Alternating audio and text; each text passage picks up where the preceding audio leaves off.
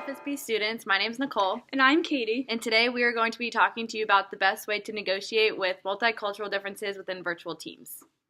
As you are all very well aware, technology is becoming consistently more advanced each day. As a result, companies are progressively utilizing virtual teams as a means to cross-culturally collaborate with people in different areas of the world in a more efficient way.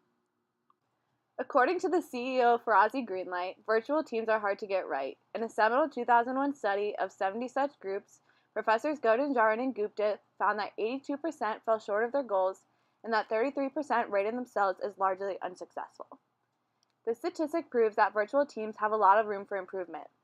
Therefore, through research, we have found the following 5 practices lead to the most success when working in multicultural virtual teams.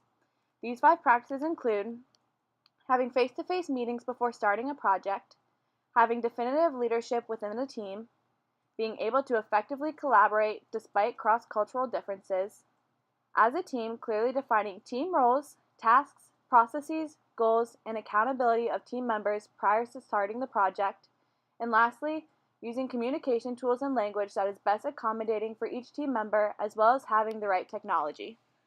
Of the 5, there were 2 practices recognized by the most sources to be the most impactful to the success of a virtual team.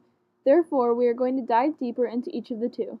The first practice is clearly defining team roles, tasks, processes, goals, and accountability of team members prior to the start of the project. This step is so vital to the success of a virtual team because it pre-establishes the expectations leaders have for each team member. By doing this, each team member specifically knows their role in the completion of the project and can be held accountable when necessary. This aids in diminishing cultural differences that can sometimes hinder the effectiveness of working in a virtual team. The second practice that leads to the most success when working in a virtual team is the communication tools and language that is best accommodating for each team member, as well as having the right technology. Highlighted across nearly all sources, it was evident that language and technology either made or broke a virtual team.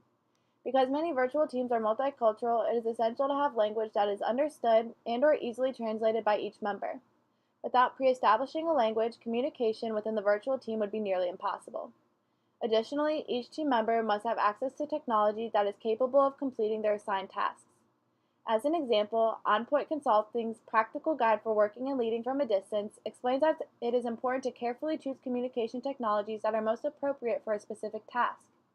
For example, email is good for simple information sharing, while conference calls are better suited for interactive sharing of ideas or plans, and face-to-face meetings are better for establishing plans for a future project. To recap, there are 5 practices that aid in negotiating cultural differences within virtual teams.